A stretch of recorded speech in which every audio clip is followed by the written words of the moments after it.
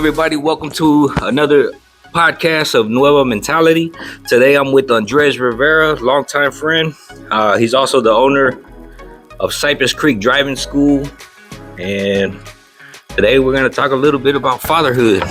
So, Andres, how many kids do you have?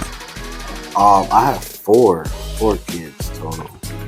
4 kids. Yes, sir. So, how old were you when you became a father? Well, 3 of my children are stepchildren. So I guess my biological son, I was 30 years old when he was born. Well, let's talk about the being a stepfather too, because that's So basically, you became a first-time father of 3. Yes, sir.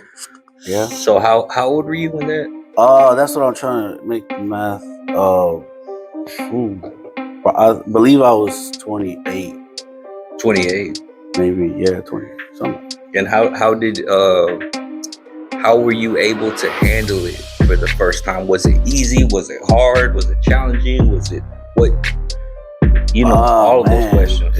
It was all of the above. Okay. It was challenging. It was interesting. I don't know. It's kind of like just trying to do the best I can with the knowledge I have. There's been some speed bumps. I'm not perfect, I'm sure, but right. A learning curve. Because the way I think about it is like, if I would have had 18 years to prepare financially, or even just in the wisdom of how to raise a son, I didn't really have that. So when I met Xavier, the oldest, he was already 10. So it was like, and I was 28. So it was definitely a learning curve.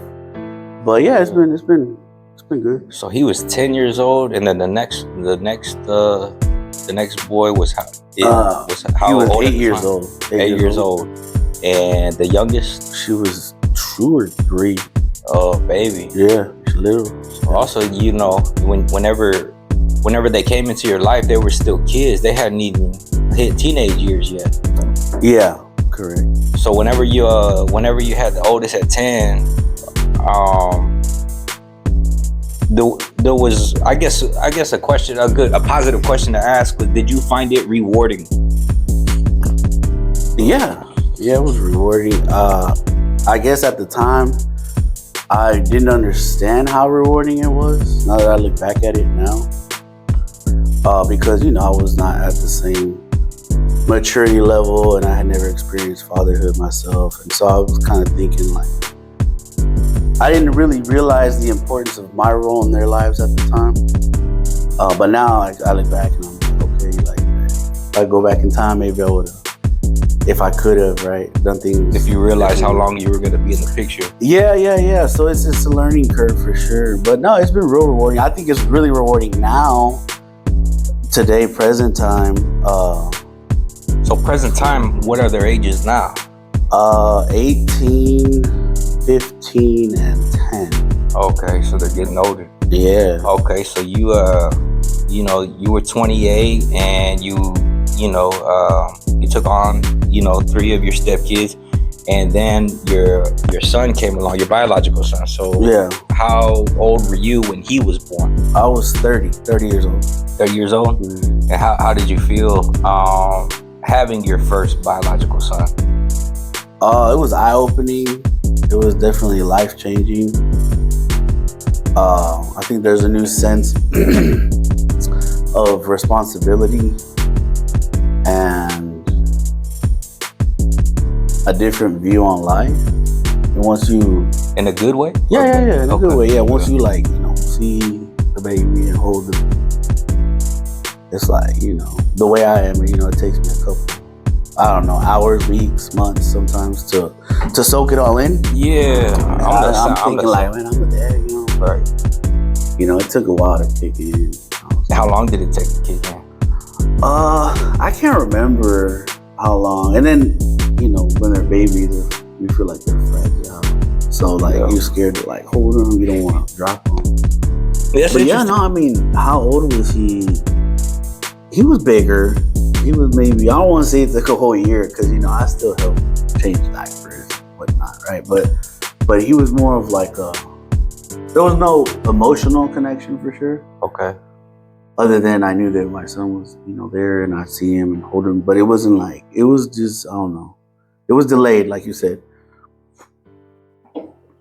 Till he got to, where they can kind of like hold their heads up by themselves and start, doing things and showing more emotion. Like, it's not just they cry because they want food or you got to change their diaper. It was more like he was giggling and smiling.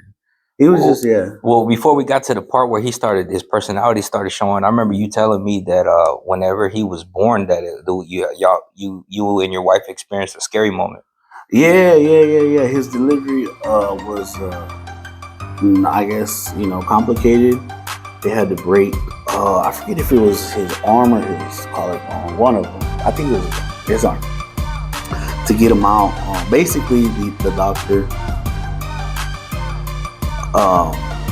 She estimated that he was going to be 7 pounds, and he ended up being 10 pounds, 6 ounces. Oh, the big baby. So yeah, they had to do a couple things last minute to basically get him out alive. Yeah. And as scary as that was, it's also a blessing that he made it. Yeah, for sure. And not just that he made it, that his mom made it, and that he's good and well, and now you wouldn't even tell. Right. But it was scary, But we had a lot of social workers and therapists come to the house and work with him on a speech and physical pickup stuff. They wanted to make sure everything was good. But yeah, as of right now, everything's good. Awesome. I mean, how long did the recovery take? Did that make him a more fragile baby? Oh, well, in my eyes it did, because, babies are already fragile. Right. And we had to so there's no cast for baby. So the way it was explained is like baby's bones are really, really, they're like chicken bones. They got a lot of flex to them. They could probably heal quick too, huh? It heals quick, it heals real quick. But, there's no cast, Right. So we would just have to swaddle him a certain way to kind of immobilize the arm. And I don't remember how long we did that for. I don't remember if it was a month, 2 months. To me, it seemed like forever because I was always scared to pick him up. I don't want to hurt him. But yeah, maybe I'll just round up or guess. I think it was after maybe a year, and then I'll start bonding more with him. And I think even now it's just getting. The bond is even deeper now, and based on what I've seen and read from other fathers and books. Also, he's communicating now, and y'all are bonding, and y'all have y'all's own relationship now. Yeah, so I think it's boys, generally speaking, of course, after the age of 6, are going to basically, I don't want to say shy away from mom, right, but they're going to basically turn their attention to their father and look for guidance in their father. Yeah, that's interesting. Yes, sir.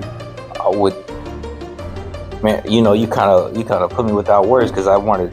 Usually when I get quiet, I want to stop and think about what you just said. Yeah, we can think about it. Yeah. We got to brainstorm. That's good. So, with them turning and looking to you, it's kind of I guess if you want to think about it too hard, you can be worried about it, but. What do you do to because I know you want to be a good example. So what kind of things are you doing that you're getting out of your comfort zone to do to be that good father or that good role model? Well, first things first, I'm prioritizing my health. And this is a very recent thing. Prioritizing my health, getting in the gym. Yeah. Now, so your gym schedule, what does it look like? I go 5 in the morning. That's what works for me. 5 in the morning. Yeah. Get up at 4:30, brush your teeth, get ready. Have you noticed your mindset change after a full day, waking up in the morning? I guess the start to your day, have you noticed that the gym does something to your mind for the rest of the day? 100%. It's almost, I don't want to exaggerate, it's almost like a complete U-turn, complete opposite. Okay. Yeah, it's just, I think it sets the tone for the day to be productive, to feel good, to breathe better, just to feel more active, not just physically, but mentally as well. And yeah, it's just yeah. Even if I'm at the house, like if I don't have a lot of work, I still want to, cut the yard or organize stuff or try to just, just I feel like the mood itself, the mindset changes. I guess it's dopamine. Yeah, Yeah. yeah. You know, what you're talking about there is it's a mixture of science and talking spiritual too, because it's about getting those bad thoughts out of your head. Yeah, for sure. Yeah. So and that's another part of maturity where like when I was younger, and a lot of guys I'm sure or human beings do that. They go to the gym because they want to look aesthetically pleasing, And for me, it's been more of like a mental. There you go. It's been more of a. I noticed that too as I got older. It's more like over the years I've learned that it don't matter how good you are at something or anything, if you're not disciplined, then you don't have the foundation for it. Man, bars. Yeah, that's true. So when you mentioned you wanted to be that good role model, are you trying to use could you tell me a lot of the benefits of taking care of your health in regards to fatherhood? Yeah, well, first of all, and this is all very new to me, by the way. First of all, like, you mentioned that I own a business, and so that has its own set of stress levels and priorities, and it's not hard for anybody to get caught up in their work-life balance. And so you start to realize, even as me being the owner, or if I worked for somebody else, you start to realize that you need to prioritize your family, your kids, your wife, right? Because if you get fired or if you die, you'll get replaced fast, real quick. And you leave that hurt and that void in your family. So really, the health. So my whole point in that was like, what good is it? I'm not a millionaire by any chance, but what good is it if you have all this money, but you ain't got no health? You know what I'm saying? Was it Steve Jobs who passed away like that? That sounds familiar. I think, Steve Jobs, he said something before his death, right? About what he realized what was important. Yeah, and like, so, and it's true. I could die tomorrow of an illness. And if I can prevent that, then I feel like it's my purpose and my duty to do that for my kids. Okay. Yeah, because, I'm trying to be around for a long time to hopefully see them hit milestones, graduate school, college, careers, houses, wives, husbands, and maybe grandchildren one day if I'm blessed, Right. Yeah. And so like this is a lot of stuff that, we don't really prioritize it. Well, I didn't, at least when I was younger, because I'm like, I'll just do it later. Put it off. And thankfully, I prioritized it before I absolutely had to. Like, some individuals, it's to the point where they get a heart attack or they get diagnosed with something, and I'm not there yet. So I was able to kind of steer, Was this something spiritual that moved you to do this? I believe so. Did you feel that I need to do something? Yeah. There's a lot of, as I get older, I start, I'm growing in my faith, in my Christianity. That's one thing. That's another thing that you've added on. Being a father, right? Yes. And then second, I've always been Christian, but not like really practicing active. And trying to. Yeah. Not actively doing things I should have been doing before. And then just to piggyback on that, spiritual, I need to show them that basically, it goes back to what I said earlier, that you can be great at anything. You can be the best doctor, the best boxer, the best swimmer, but without discipline, that only gets you so far. Okay. So it's having that discipline. You can be average and have discipline, and I believe that you will get further than being awesome at something, but not having the discipline to show up every day. Man, that's a key word right there, discipline. And I've always known it, but I barely started actually practicing it myself. You could say that. Yeah. That's another thing too. Would you say discipline's easy? Oh, certainly not. Yeah, certainly not. And then we're on a podcast where I feel like we're talking about fatherhood. I feel like it's a manhood thing too. Now, Yeah. a lot of things are not easy. Temptation is going to be there. You know, everybody knows that you don't wake up every day and want to go to work, or wake up every day and want to go to the gym, but you have to do it. Right. So when you say you have to do it, why? Well, because that's a form of love language, right? To provide for your family. That's what I saw growing up. Yeah. That's kind of what my culture has showed me. I don't know if that's correct or not, but yeah, you're supposed to go out and provide. And some people means you hop into a 9 to 5. Some people it means they invest. Cryptocurrency. Some people do. It don't really matter. Like you, entrepreneurship. Yeah, entrepreneurship. It doesn't really matter as long as you're out there trying to pay the bills. Pay the bills, but not just even pay the bills.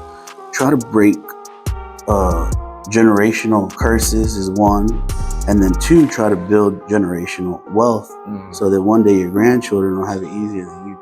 And I feel like that's what our fathers and mothers did before. So we had a better life than they had. Right. And I feel like that's the whole point in fatherhood, motherhood. Yeah, leave a legacy. That again, another thing that I just want to sit and just think about for a second.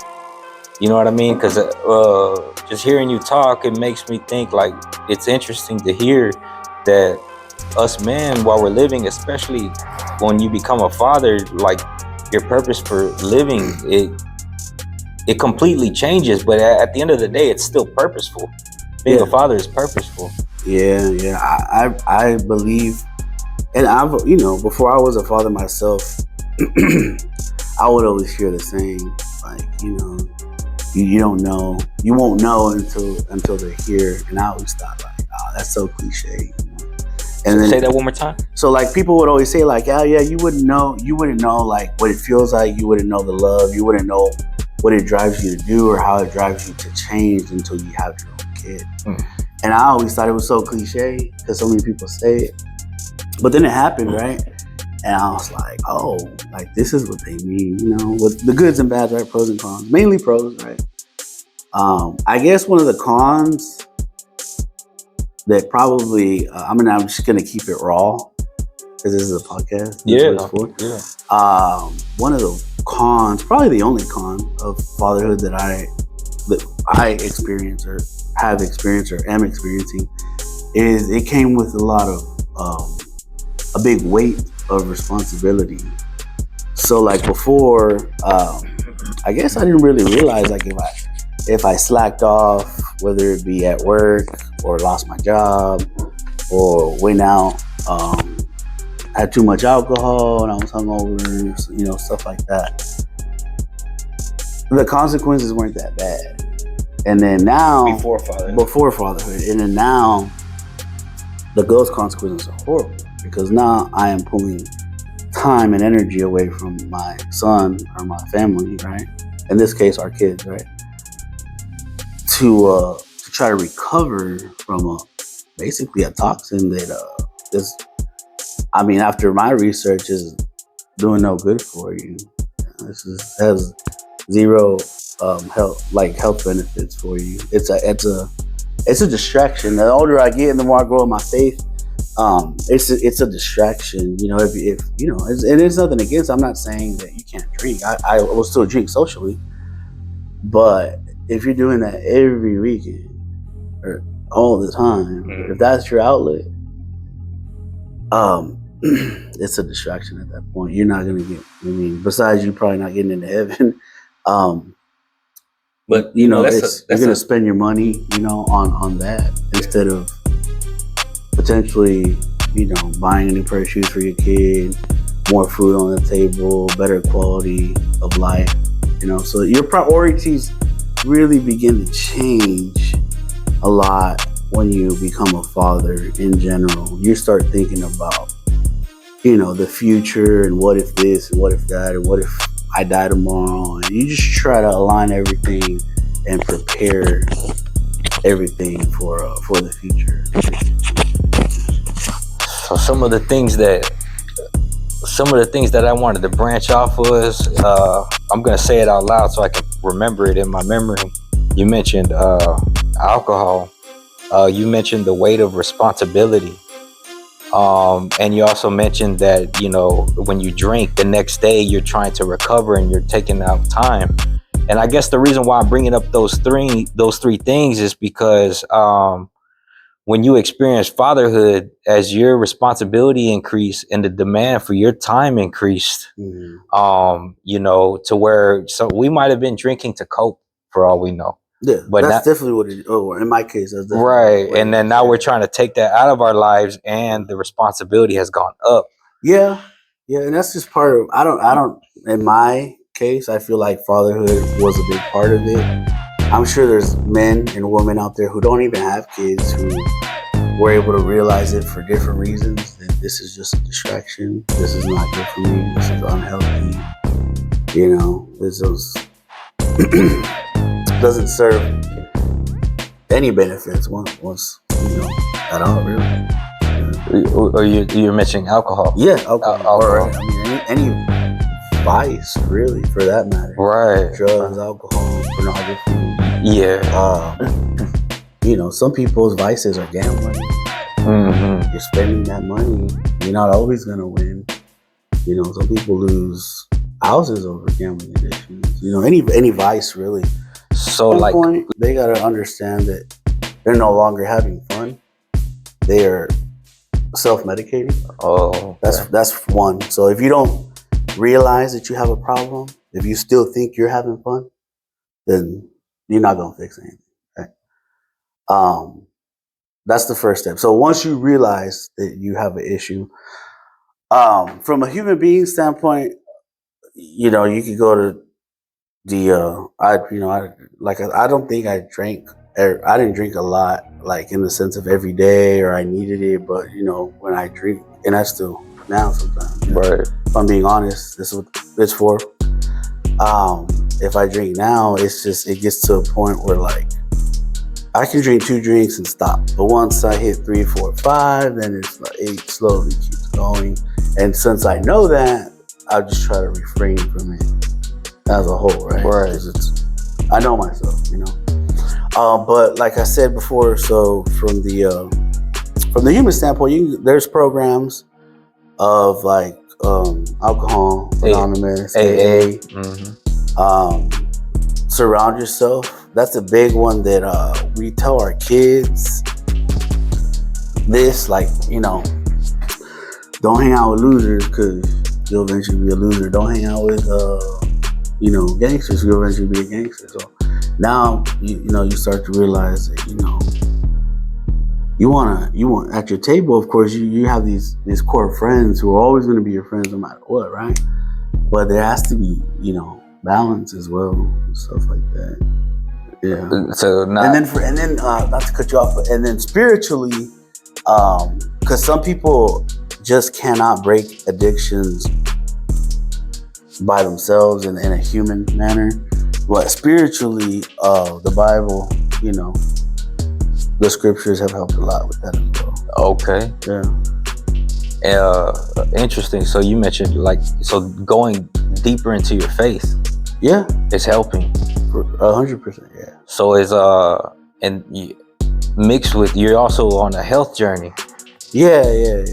So it's because it's hard. Like, I'm gonna put in all this work Monday through Friday, or even Monday through Saturday, like today. Right? I went to the gym just to put all those toxins in your body.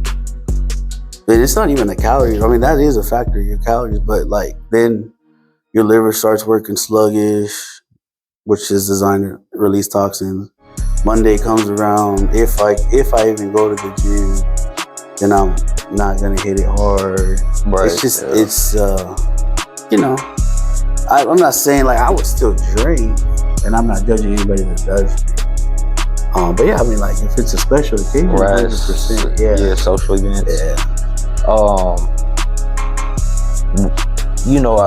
We're parts of the work-life balance is starting to shift more towards work and not the family that much. And yeah, there's high stress levels, cortisol. Yeah, 100%. Yeah, just tired all the time. You know, like you sleep, but you don't rest. Yeah, and then yeah, I've experienced that in the past. Currently, not anymore. I mean, don't get me wrong, I still get tired right now. Yeah, but what changed? Well, the eating cleaner. Oh, right? okay. So like not eating fast food every day. Interesting. Being more aware of what you put in your body. So like, whatever it is, alcohol, food, teas. I saw me drinking tea right now. Just be like more hyper aware of all these things, you know. Time management is a big one with fatherhood. Tell you time management. Yep. Yeah, I don't want my brain is bouncing around a lot right now, but like, a big one for me how to juggle is just, and this isn't just with fatherhood, and I know every man feels the same way, or a human being even feels the same way out there. So it's like, it's hard to juggle, being a good husband or partner, being a good father to all four of your kids, in my case, right? On an individual level. Because, you're supposed to really try and spend even one-on-one time with them when you get a chance. And I really don't. I can't. I don't have the time. But, be a good father, be a good partner, be a good friend, be a good brother, be a good son. Yeah, it sucks that, like, you wake up and there's only 24 hours. And sometimes, it seems like it's not enough time. And sometimes it's not, but yeah, just time management. Obviously the financial responsibilities that come with fatherhood that there's, all the good fathers know about, and then, yeah, as he's getting older, I'm starting to feel the pressure more a little bit of, trying to work on investments for his future, not just monetary wise, but teach him about the scripture, about Jesus Christ. Let him know that there's a right and a wrong, there's heaven and hell. Let him know that in today's society, what used to be a bad act was frowned upon, and it seems like now what is a bad act is a good thing. Everybody pulls their phones down. Now if you do the right thing, now you're the outcast. Now you get judged for it. Just look at this, Okay. So like, just teach them stuff like that. It's kind of like teaching them about the peer pressures. Yeah, for sure. Right? Yeah, and then just teaching them, and that's also been why I. So when he was little, I guess I didn't realize it at the time, but I could do this and do that and come home at this time and, sleep in bed all day and this and that. And he wouldn't really notice, him particularly, because he just didn't have the attention span for it. Now he's getting older. Now he sees my patterns. Now he's more observant. And so that's definitely not the example that I want to give him, because eventually he'll give that to my grandkids one day. So I don't want him to think that it's normal for me to never have time, never have energy, and then the little bit of time I do have, I'm recovering from drinking alcohol. Yeah, and so that has also been a huge factor in my decision. In the past year, I'd say. A lot of the in a lot of way, in all the different ways that you want to be a better father to your son, you have to, a lot of what you're saying is like proactive effort. 100%. Yeah. So like, to like you said, being mindful is being proactive. Yeah. Going to the gym, that's being proactive. Yeah. Going to church and reading scripture, that's proactive. Yes, sir. But at the same time, it's kind of like there's sometimes people have this block in their mind where they can't get over those humps of not being proactive, you know. That's depression, it's anxiety. Yeah, so that could go into like the mental health thing. Yeah. And with the pressures of men, the responsibility, and you know, we're supposed to be purposeful, it feels like, as men. But you know, like I'm saying, it's a blessing that you're finding ways to be proactive and pushing towards it. Yeah, and it's like that with everything, you know. For the married guys, your love isn't gonna get you a lifetime full of marriage. It takes work. You do stuff that you don't want to do, like wash dishes. Yeah. Like, you know, not in my case, but you know, you make sacrifices. Yeah. Even when you don't want to. That's the whole definition of love, basically. And so, like, yeah, it's you know, it's a learning curve. It's just like with the kids. Yeah, some people grow up with their father being presently there, but without his presence. Mm-hmm. And I get it. Like, now that I'm an adult, you know, I understand. Yeah, but you know, he's there, but he's on the lazy boy, watching, you know, TV all the time. He's not really engaging with you, even on the simplest stuff, like a 10-minute conversation a day, or like, right. You know. Now that you're older now, could you kind of like reflect back and think what might have been on his mind? Oh, I know a lot. Yeah, yeah. You know, there's a lot of stuff. Yeah, for sure. But now that's what I'm saying. Now that I'm older, I'm more appreciative, less judgmental, for sure. Because you know, basically my childhood was a lot better than his childhood, and that's when we go back to the beginning of the podcast. He did his job. That was his purpose. He gave me the best life that he could give me with the tools that he had.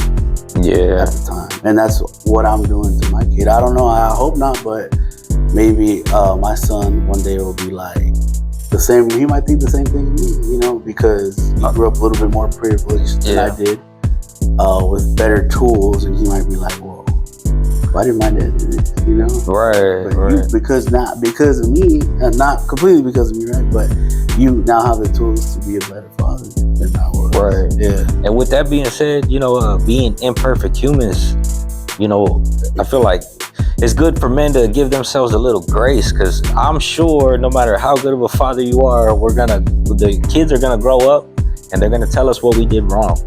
Oh yeah, 100%. No one's perfect by any means, shape, or form. Yeah, your kids are gonna, you know what I mean? They're gonna say something good and bad regardless. You know, it's kind of like sometimes you look at, you know, like psychology. You look at like the murderer, the serial rapist, the serial murderers, and they go back and try and look at their family. And a lot of times the family is completely like messed up, right? Dad's doing stuff he shouldn't be doing, beating people, substance abuse, mom's substance, cheating. But a lot of times, man, these people are coming from even religious homes, perfect homes, mom and dad married together the whole time. No, brother's successful, sister's successful, and then one of them, you know. And so, like, yeah. So no matter what, you know, our kids have their own destiny. They have their own battles that they're gonna fight. Another thing I want to share that's on my mind right now, is that and I saw this recently. It might have been TikTok. It might have been some, I don't know where, but it was saying basically the battles that you don't confront are the battles that your kids are going to confront. And that kind of goes along with the generational curses and stuff like that. But basically, can you say that one more time? So the battles that you're not going to confront are going to be your sons or your daughter's battles one day. And it makes sense. I mean, you know, if they see dad drinking all the time, they're more likely to be open to thinking that that's normal. You know, if they see dad mistreating mom. Mm-hmm. From a boy's standpoint, he might grow up thinking that's normal. From a girl's standpoint, that might be her expectation of her future marriage. That's tough. Yeah. So the battles that we don't confront, our kids are not confront. Yeah. Right. That's also another thing that I was like, man, that was deep. Yeah. I was like, and that's also I got some work to do. Yeah, I mean, and that's also those thoughts. Like, we're not in the future yet, but those are some of the things you still worry about today. Mm-hmm. You know what I mean? So that you like, it's kind of like you're working now for the betterment of the future. Yeah, 100%. And it's not always like I say, it's not always monetary. You know, it's a lot of spiritual things, and it's just in general being a good human being, a good example. I think a lot of times men in today's society, or maybe in general, maybe it's been like that, feel that just because you're providing, that you're a good father. Mm-hmm. And I've been there before. I've had that mentality. Why do I have to wash the dishes? I paid the mortgage, you know? Why do I have to do that? Divide the... I did this. Yeah. Right. And so you come to learn, like, that's where you come to learn that your kids are watching. Mm-hmm. You know? You got to set the example. How am I gonna, one day, you know, my daughter, if she ends up with a bad guy, or a guy that, you know, don't want to work or don't want to help out with house chores, how am I gonna say anything? How am I gonna tell my daughter, hey, this guy you got right here, he's, you know, I mean, he needs to help. She's gonna be like, I never saw you help. Yeah. You know? Yeah. So basically, yeah, you're setting the example. Long story short, setting the example. That was a big thing too, because I have a stepdaughter as well. And I'm generally not a person that really likes to argue and stuff like that in general, even before kids, right? But even now with kids, I really don't like to do that, because would like go back and forth with the kid. No, like you know, you gotta treat their mom good. Oh, okay. Yeah. There's gonna be times where you're mad, you're pissed, but you're gonna have to learn that there's a time and a place to talk about that. You don't want to blow up or make a scene. But remember, man, these kids, they're sponges. Yeah. They're just soaking everything up. That's another thing for the man. It's important for us to control our emotions. Oh, that's the biggest lesson that I would teach any of my kids, but more the boys. Yeah, one wrong decision that you make based on emotions could change the trajectory of your life. And in my opinion, me myself, I'm praying about, you know, being calm, cool, and collected in chaos. You know, that's something that as a man I really want to have. So with that being said, going back to discipline as a man, if that's something I want to correct, I gotta take steps to be better, to control my emotions. Perfect. Like, I still have my days where I lash out and I, like, you know, out yell at the kids, but majority of the time you try to be mindful. Yeah. Right. Just tell them, like, hey, you know, cut it out. You know better, you know. But some of those things that cause the emotion, could you talk a little bit about what you think that might be? Like getting upset fast. Yeah. You know, it all goes hand in hand with the whole, like, stress levels, the work-life balance, the finances, just the pressure of life. You're already kind of sometimes, you know, on edge, in a bad mood for whatever reason. Which I will say, that's kind of, it hasn't gone away completely, of course, but just working out in general has helped me a lot with that. So now I have somewhere, right? So where I can go let out my aggression, let out my stress, you know, and it has a positive outcome. That's another thing that you brought up a good point. Like, I think men should dedicate time to an outlet.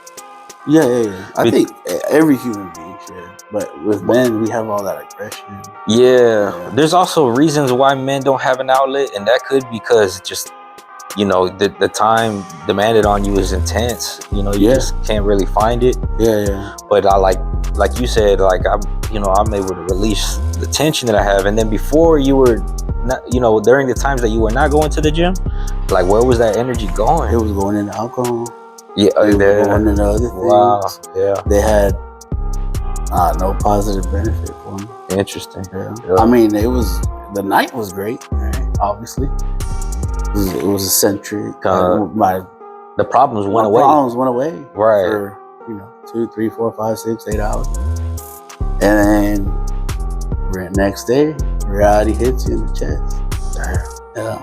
And so, And that's another thing about when I say being proactive. If you're like drinking and then you're trying to recover the next day, you kind of like the demand that's on us is kind of like you're behind now and you got to catch up. Like the day's still going on. Yeah, it's hard to do it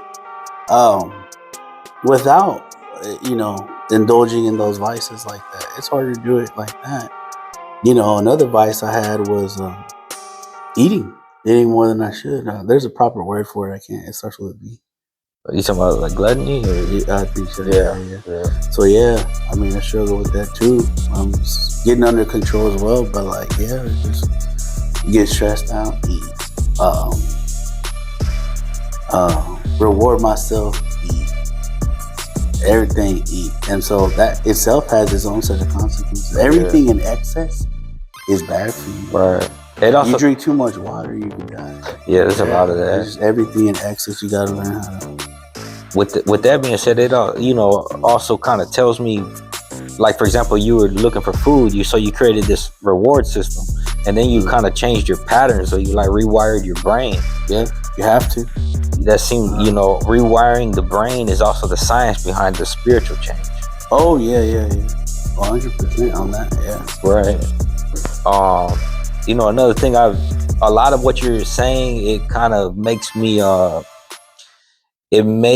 believe in the things that I hear. Like for example, my wife, she says that like the man should be the one who should lead the house in the faith. In my own words. Your wife says that, but the scripture says that too. Yeah, the Bible says you are the head of your household, which is why spiritually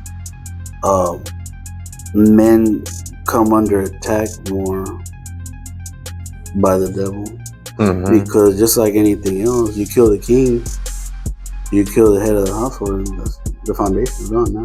Right. And so when you realize that, it's like, metaphorically speaking, a soldier will go into war with an M16, right?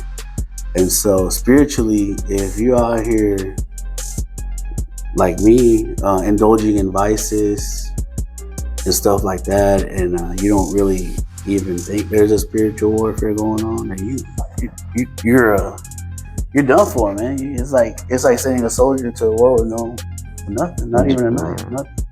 So then you realize that, right, through the spirituality and whatnot, the scriptures, and then you got your Bible now. Mm-hmm. So that is your weapon. Yeah. That's what keeps you sane. That's what keeps you grounded. Yeah. That's what gives you knowledge, wisdom. Yeah. So, and that's what makes me, my wife is right, and I believe that to be true as well, because even if I don't bring the Bible into the home and practice it, my energy as a man my emotions are intense, and everyone can feel it, and that goes for the queen in the house too. Right. But the man's is just kind of it can overpower in a positive way as well. Yeah, 100%. Yeah. That's another element of the challenge for men, that we need to stay positive. Because we have so much of that energy that we can give into the house. Yeah, I mean, just like any leader, who you're in charge of, workplace, military, family. You're the leader, so, and that's the hard part about being a man, is that you're gonna hurt, you're gonna be sad, you're gonna be depressed, you might be anxious. You don't want to show that to your family or to who you're with, because you're the leader. You set the tone. Mm-hmm. If they see you break, that's half the battle right there. Mm. So, and that's the hard part about being a man, is that through all this, you got to go behind closed doors and you know, basically do what you gotta do. If you gotta cry, cry. If you gotta write a book, write a book. If you gotta work out, work out. If you gotta read the scripture, read the scripture. Um, but you gotta do something. But I do believe, and I could be wrong, that it needs to be behind closed doors for the most part, because you're adding that. You don't want them to see that. Yeah, because you're right. That sets the tone. The leader sets the tone. Right. Yeah. That's important too, because you know how we mentioned health. You carved out time for yourself, and I would say that's alone time. Yes, and in the beginning, I was trying to go when it was convenient for me. I was trying to go. Okay. Yeah. But me and my wife are kind of on different schedules. I learned that too. Right. And so I was gonna start going after work. And so basically, the way that my schedule set up is right now, I get home at 8 p.m. and I spend a little bit of time with my family. And then by 9, 10, really by 10, everybody's supposed to be asleep already because they're on a schedule. Right. So then I was like, man, I'm being selfish. I'm doing the right thing by prioritizing myself and my health, but I'm not doing the right thing because I'm trying to do it on the little bit of time I even have. And that goes back to the time demand. Yeah.